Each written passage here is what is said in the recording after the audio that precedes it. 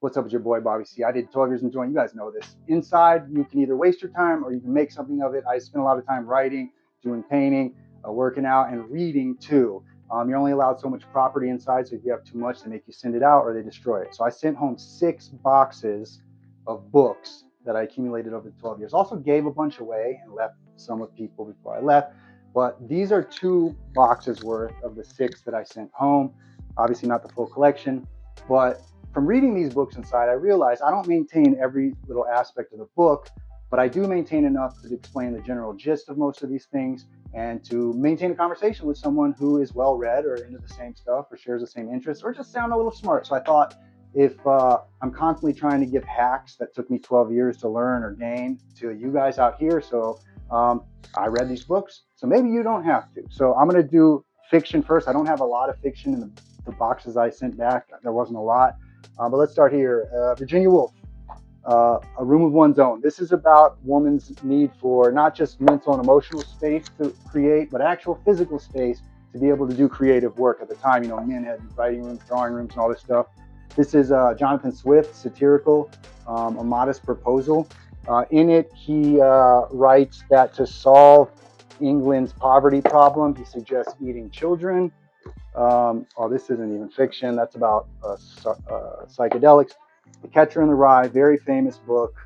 J.D. Salinger, most famous because the guy who killed John Lennon was carrying it. It's basically about a disenfranchised kid who's high schoolish age. He thinks everyone's a phony, and he runs around complaining about everything. I hated it because everyone said it was the greatest book ever, and then I read it a second time and got a little more of it. You have to think about it in the contents it was written, the time.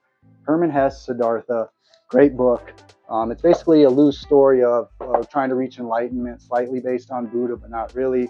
And the idea is to gain enlightenment, you don't need to gain a bunch of shit. You need to let go and release stuff, let go of stuff. Interior Chinatown. This is about a Chinese American, the story of a Chinese American who works in a Chinese restaurant, and he is also interspersing it with like TV show, sitcom, action stuff, because I think he also does some side acting and stuff, but they always want him to play the Kung Fu Man. I can relate. This isn't fiction, but this is a fiction writer. David Foster Wallace, one of my favorite writers on the planet. This is just a collection of essays. Consider the Lobster is this really in-depth essay he wrote about going to the Maine's lobster boil, the biggest event of the year with lobsters, and how if lobsters suffer or not. The Sympathizer by pt.1. I don't really know how to say his last name. I'm Asian. I should be able to. Kind of embarrassed I can't. But this is a great book. Won the Pulitzer. There's even a piece in here by the Rumpus. There it is right there. The Rumpus. I was published by them, probably my biggest publication. Humble brag. And this is about the Vietnam War from the side of the Viet Cong. They also made a series with Robert Downey Jr. on HBO about it. Kurt Vonnegut, short stories, one of my favorite writers, also closely related to my favorite writer stylistically, Chuck Palahniuk, most famously wrote Fight Club. Ernest Hemingway, probably the best American writer as far as prose and the stripped down style that he was so good at. Charles Bukowski, one of the greatest psychopathic assholes, pock-faced drunkards to ever write a fiction book. This one isn't fiction, but he did. He wrote Ham on Rye and The Post Office, or The Postman. Douglas Adams, a British gentleman, satirical. They made a movie of this as well. You notice a pattern. This had Zooey Deschanel and Mos Def in it, Vogue on Sam Rockwell as well. Infinite Jest. Now, this is fiction by David Foster Wallace. This is one of the books that'll make you seem like a genius if you say you've read it. Also will make you seem like a liar because most people don't read it. It is so long, and it's full of disjointed stuff, and it's like kind of postmodern future dystopian-ish where everything's sponsored by, I kept it a long time, sponsored by fast food or pharmaceutical places. Seems like we're getting there close.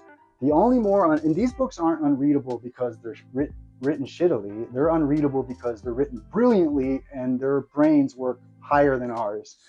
This next guy, this is the most famously unreadable book on the planet that is beautifully written. Ulysses by James Joyce. I think it's based on Shakespeare or some Roman shit. I didn't read that whole thing. I read excerpts of it and got enough out of it.